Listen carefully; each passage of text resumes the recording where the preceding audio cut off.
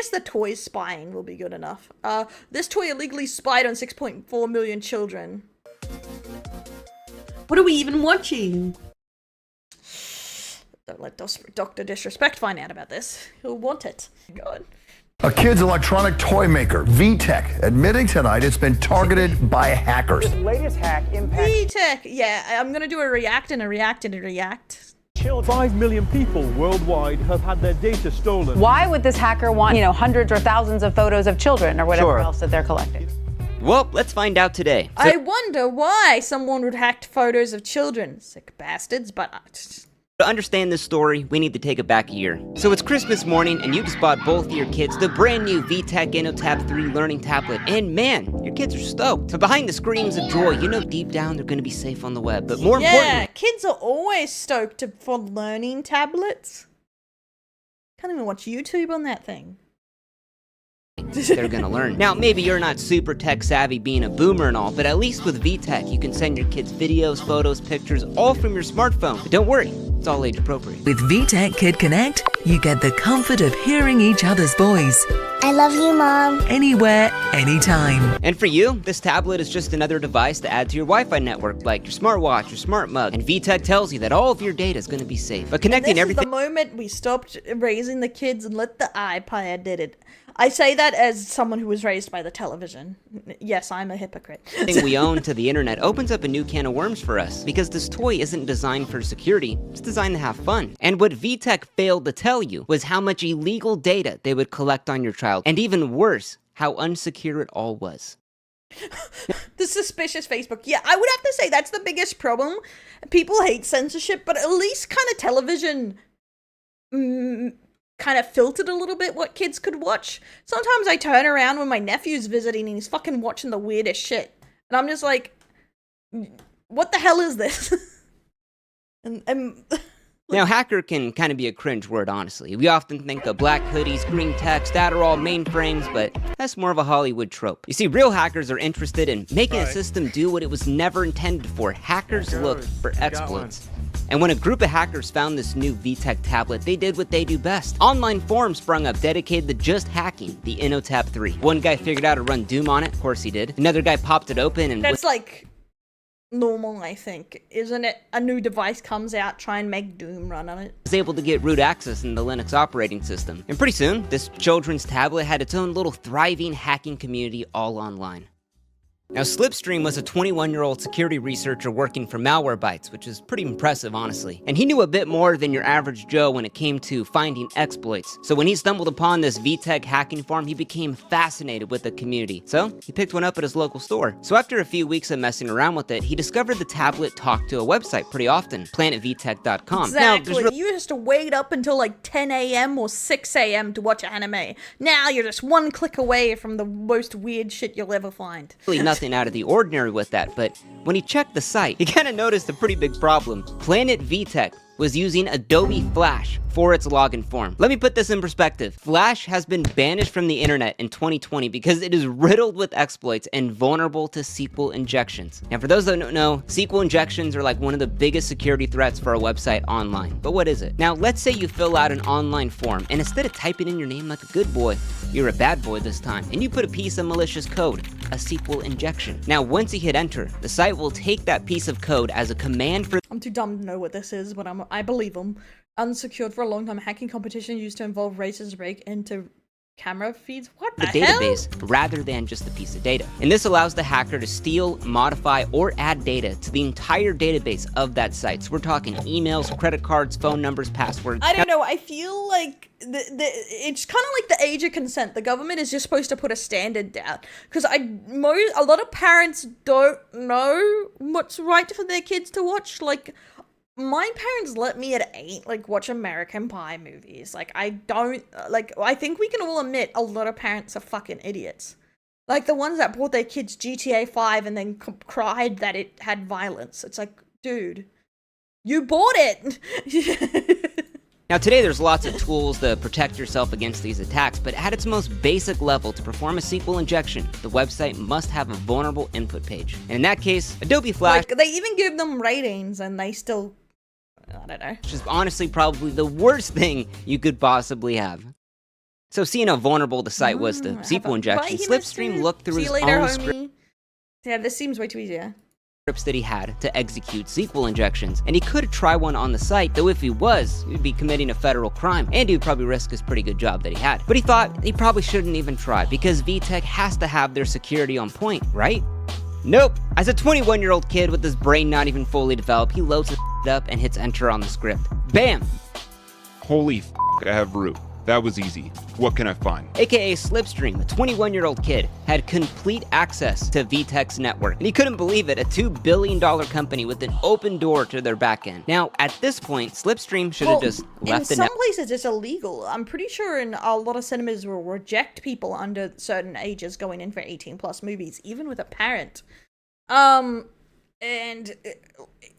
even if a parent gives consent for a child to be on these media websites, technically it is illegal too. So the government does, and yeah, there's viewing requirements, but if you did X-rated content to children, that's illegal.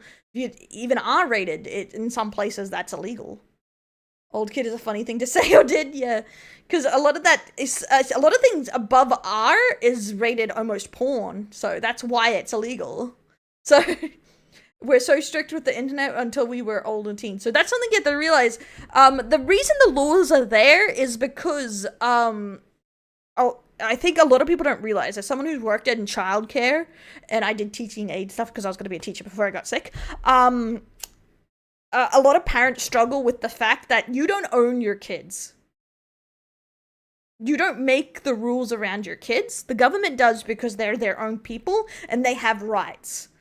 And children have certain rights, and that's what these laws are there for. You don't own and have control over every aspect of your child because you don't own them. And strangely enough, that is a very hard concept for people to understand. There are certain rights and entitlements your kid has. Like most people. Just to cover their own ass. 100%! It's there to cover the government's ass, too. 100%. But, yeah. It's exactly the thing. Children in 20 or 10s or something. After animals got their rights, kids got their rights. Sorry, guys, but yeah. Network and alerted Vtech of the security gap, and then hopefully they would have forgiven him for hacking in, but he didn't do that. Let's remember, 21-year-old half-developed brain. So he's in the network and he starts snooping around. He's hacking. He finds several databases, and they're all big. I mean, we're talking typing quick. Gigabytes of data, which seemed pretty important. Now, he didn't have time to actually look inside and see what they were, so we thought steal now, and he'll check it later. So he clones everything he can find, and then quickly disconnects from planetvtech.com. Now, once the adrenaline wore off, Slipstream... All outside us people are words of the state. What the fuck does that mean? What does that mean, Dave? Outside people...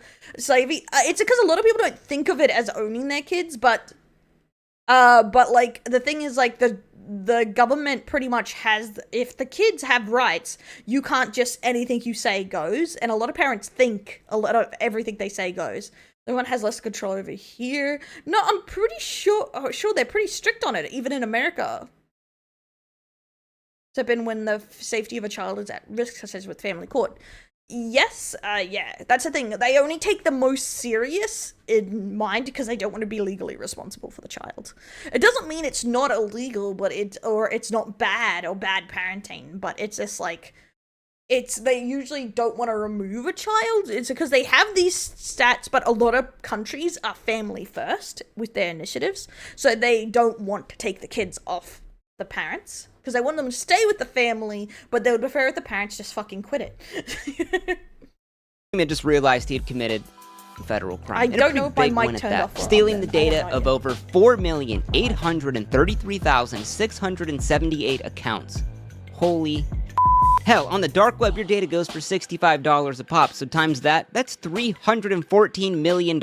Even if he was to make 100th of that, that's a pretty nice payday. But Slipstream wasn't in it for the money. It was just his curiosity.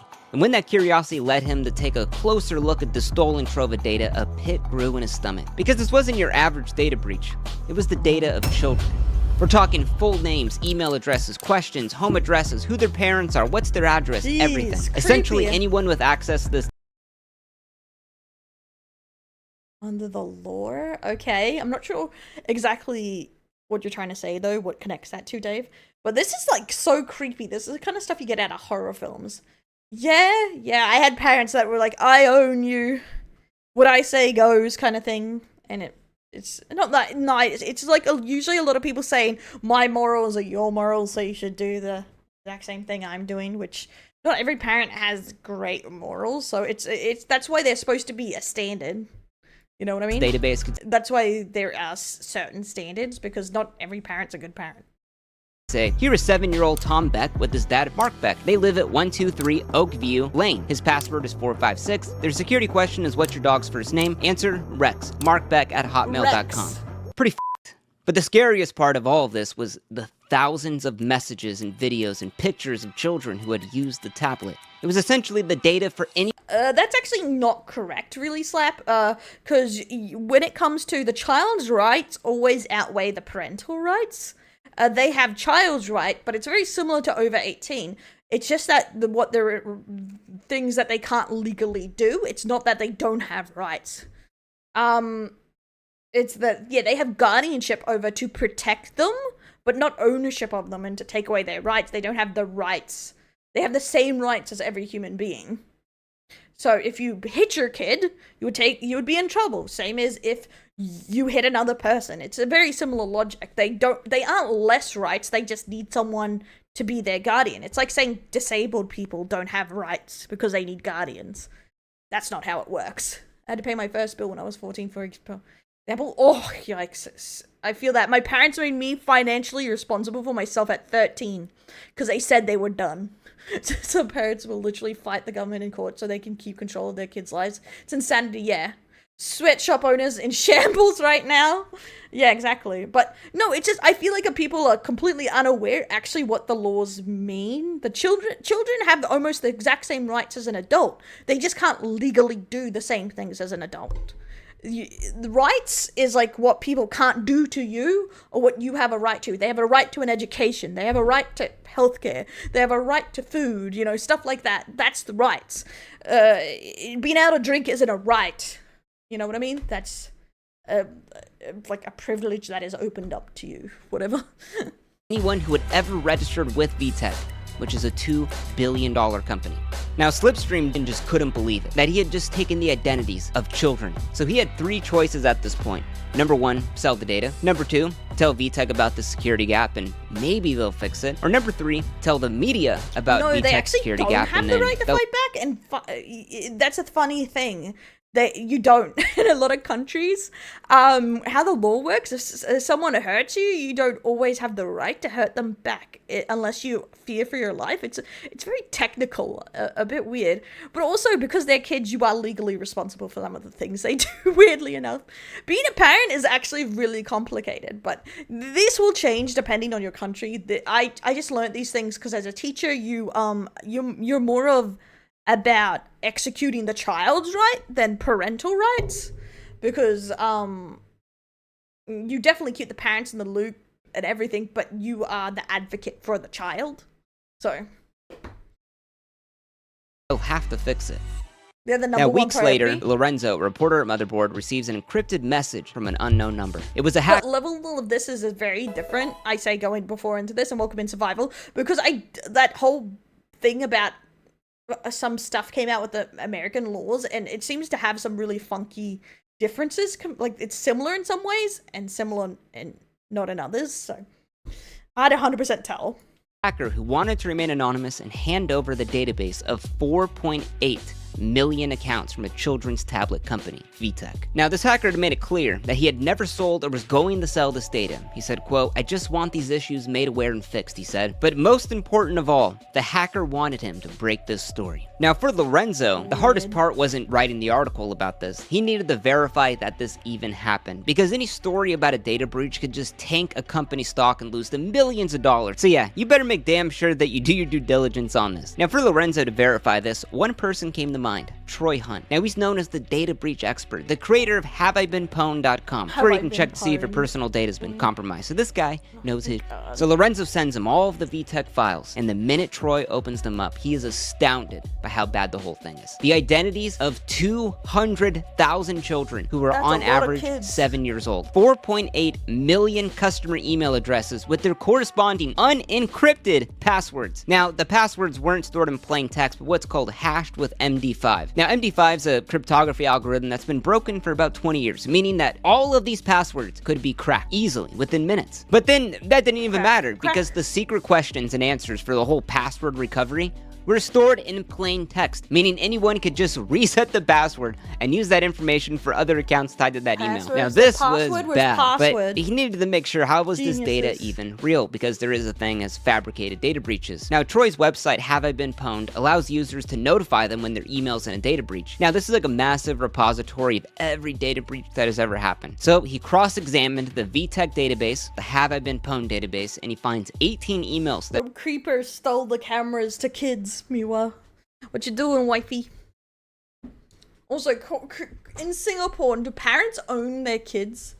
I'm curious, because we're having a debate in different countries on how they review children's like rights and stuff that have been involved. So he reaches out, and it's a pretty big stretch. Oh he emails them asking for some help, if they'd be willing to verify some non-sensitive data, you know, where they live at and if they had a Vtech account.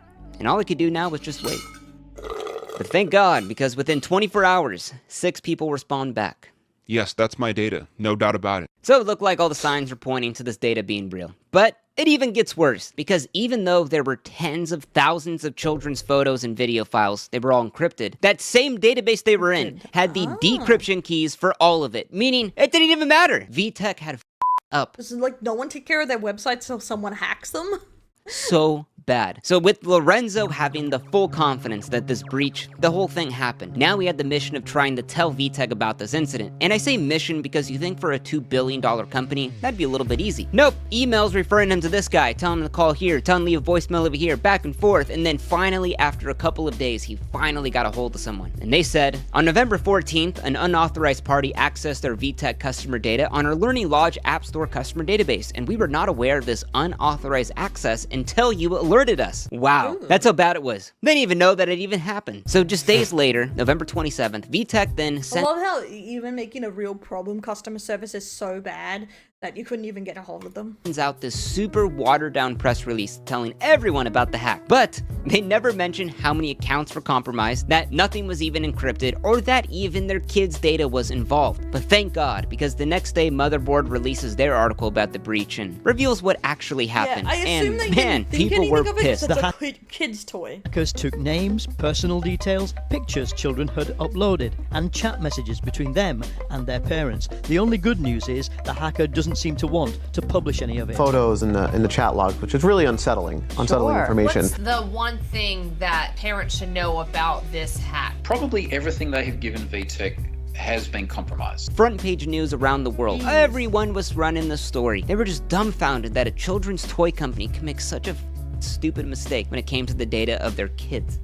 Now, Vtech had to make a tough choice because they were going to shut down all of their App Store platforms for all of their toys for 2 months to fix the servers. Imagine if you bought a toy that did not work for 2 months. You'd be pissed. Not the SpongeBob games. But it even gets worse. This part's insane. So the day after they stated they got hacked, they said the hack was actually way worse than anyone ever said. That those 200,000 accounts of kids, it was actually 6 million children that were hacked. Wild. So for those 2 months while Vtech servers were down and they're getting the much needed security upgrades, they have another surprise in store for all of the parents. They update their website terms of service. God, this is so bad. You acknowledge and agree that any information you send or receive during your use of this site may not be secure and may be intercepted or later acquired by unauthorized— I love giving away all my information to these guys. Protect the children? Parties. Dude. Never. In other words, if Vtech ever gets hacked again, it's the customers have no ground for complaining because they already said it wasn't secure. Like, how is that? So then at that point, the government started to ask questions, because you can't be saying stuff like this about their security. Senators would write public letters asking if they sold the data to anyone, or did they collect data on kids that were under 12. Okay, real quick, so while I'm editing this video, I found something wild I had to share. So Senator Joe Barton, who wrote this letter to VTech, strangely enough, had his own data leaked on the internet a year later. And by data, I mean private photos and text messages. God, he's a big boy. Let's just say Joe Barton isn't— What the fuck? What was that? Text messages. What the fuck? God, he's a big boy. Let's just say Joe Barton isn't a senator anymore. Because VTech didn't just violate their customers, they violated COPPA, the Children's Online Privacy Protection Rule. And the government said that, number one, they failed to encrypt the data of 6 million children. And then number two, they never told the parents that their children's data would even be collected, which is insane to think about today. This is why you For a company as big as VTech, $2 billion. Always do your inappropriate stuff in voice chats, guys. I hope no one records you, I guess. The FTC would settle with them for $650,000. Or to put it a little differently, 10 cents a child. That's what your child's data is worth to the government. But the best part is VTech didn't have to admit or deny any wrongdoing. Just a real— Yo, incognito wouldn't save you from this. slap on the wrist. So what's VTech up to these days? Well, they're killing it. They just came out with their Kitty Buzz 3 phone, baby monitors, webcams for kids. They're doing just fine. Would I buy anything from them? Probably not. Now, Slipstream had laid low after he talked to Lorenzo, and kinda no one really heard from him. And then just 29 days after this whole ordeal, the English police finally tracked down and arrested a 21-year-old man and seized all of his assets. His crime? Hacking into VTech. Now, the police at the time didn't even state his name or even show a photo of him. But the story doesn't end here, because for that unknown hacker Slipstream, well, today we actually know his name. Zamas Clark. Now, 1 year after the hack, now at 22 years old, the English police stated he was given a formal adult caution. Now, don't worry, I had to look it up. I don't know what it was either. It's like a first-time offense where you admit guilt, but you're not prosecuted, and you're pretty much let off. Well, I meant like honestly, your emails getting leaked. Incognito wouldn't help. Not buying this device. He got pretty lucky, because even if VTech had no valid excuse for being vulnerable to SQL injection, like no one really does today, just a hacker accidentally causing damage to where they had to shut down all of their servers for 2 months and lose out on millions of dollars, they could have pinned that him. See, a good analogy for what he did is he brought a loaded gun into the TSA checkpoint and fired it off into the air. He didn't harm anyone, but he still committed a crime. Now, you would think that getting a slap on the wrist and a chance at life again would be some kind of deterrent from illegally hacking people. But no. So just 2 years later, Slipstream gained access into Microsoft's internal servers where he stole over 43,000 confidential files. We're talking confidential copies of pre-release Windows, betas of games, the works. And then he uploaded a piece of malware onto the network, and then he was arrested a week later in June 2017. Now, Clark was bailed out immediately, but he was given no computer restrictions, and then guess what he did? He went to go hack into the Nintendo internal network, and he stole 2.5 terabytes from Nintendo. We're talking linked games, source codes. It is the biggest leak ever to happen from Nintendo. But the craziest thing is he was never incarcerated because he's autistic and they were concerned of that making him a target while he was in prison. So in 2019, at 24 years old, Zamas Clark, Slipstream, would admit to hacking. Do you hear that, guys? You have autism, you can't commit crimes. You hack away, my brothers, hack away. And Microsoft and stealing confidential information. So in the middle of editing this video, I kept coming across these North Korean PowerPoints about surveillance technology, but the craziest thing was Slipstream's name was credited in all of them, along with his Twitter handle. Now, I thought this didn't really make sense. I mean, Slipstream is from England, like what the hell would he know about North Korea? So I contacted one of the researchers on this PowerPoint, and they led me to an article from 2015. Now, a North Korean news agency interviewed Slipstream, and you may be wondering why. Because Slipstream hacked into North Korea in 2015. Now, he didn't just hack in. He went in and he stole the only version that we have ever seen of Red Star OS, which is like their operating system that they have. Now, let me put this in perspective. Did you just say all VTubers are autistic? Is that what you're saying? On how absolutely insane this is. People had only seen screenshots of this operating system. No one had ever seen a copy until Slipstream hacked in and stole it and put it out there for everyone for free to download. Absolutely insane. Now, if you're interested in seeing Red Star OS in action, I do recommend Mudahar's video, link down below. So let me just sum up Slipstream's career real quick. He hacked into Vtech. He then hacked into Microsoft and stole 43,000 confidential files. He then hacked into Nintendo and caused the biggest data leak in Nintendo's history. And then he hacked into North Korea and stole their operating system, all before the age of 24. So Slipstream, if you're watching this, I'm not condoning what you did, but god damn, is that impressive. Now, times are really changing, and Dude's like, I can't help it, I can't stop hacking, it's my special interest. I just like taking down economies.